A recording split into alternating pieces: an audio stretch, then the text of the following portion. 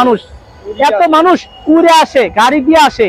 Hasina train বন্ধ করে দেয়, বাস বন্ধ করে দেয়, লঞ্চ বন্ধ করে দেয়, গাড়ি করে বন্ধ করে দেয়। তারপরেও এত এত মানুষ বিএনপিতে কেমনে আসে? হাজার হাজার লাখ লাখ মানুষের ভাই, তা আমি বলে বুঝতে পারলাম না। আমি সমাবেশে দেখছি। তাহলে আওয়ামী লীগের কোনো লোকজন ছিল না। আওয়ামী লীগ ওই যে 100 টাকা বিরিয়ানি খাওয়ায়া 200 টাকা দিয়া তারপরে সমাবেশে ডাকি আনছে। ওই যে কারখানায় পোলা মানে কাজ করে, গার্মেন্টসে কাজ করে, জোর করে ধরে যায় না, এই চল সমাবেশে যাবি, ভাই কাম আছে যাবো না, যাইতে হইব। এই শেখ হাসিনা ভুলে গেছো, শেখ হাসিনা রে, যাইতে হইব, যাবি না কিনলে গা শেখ হাসিনা। জয় বাংলা, জয় বঙ্গবন্ধু। শেখ হাসিনা সালাম দিন, নৌকা মাকায় ভোট দিন, জোর কইরা টাইনা নিয়ে যেত। পোলাবান যাইবো না, পোলাবান মিছিল করবো না, জোর করে বাড়ি হাত ধরে টাইনা লয়ে গেছে মিছিলে। এই ছিল আওয়ামী লীগ।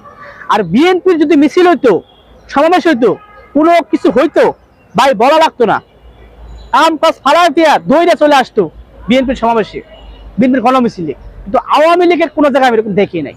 তো বিএনপির লোক আগে থেকেই বেশি। এখন আমার ভাই আশরাফুল ভাই যে প্রশ্নটা আমার করলো যে আপনি আওয়ামী লীগ, বিএনপি এবং জামাত কোনটারে দেখতেছেন, কোন পথে?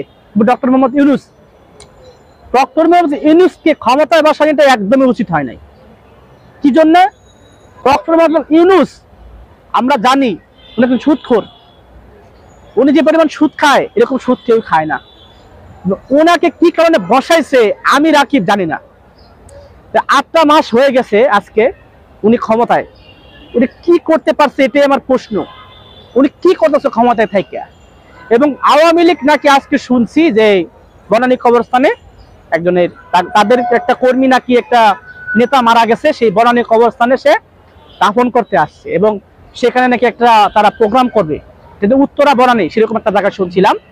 তো তারা আওয়ামী লীগ যে অত্যাচার অন্যায় করছে, একটা নির্লজ্জ বেহায়া দল, একটা নিষিদ্ধ দল, ছাত্রলীগ তো নিষিদ্ধ হয়ে গেছে, সেই আওয়ামী লীগ এত অন্যায় অত্যাচার করার পরেও কিভাবে বনানী সমাবেশ ডাকে, উত্তরা সমাবেশ ডাকে? তাহলে আমাদের ইউনূস কি বসে বসে আঙ্গুল চুষতেছে?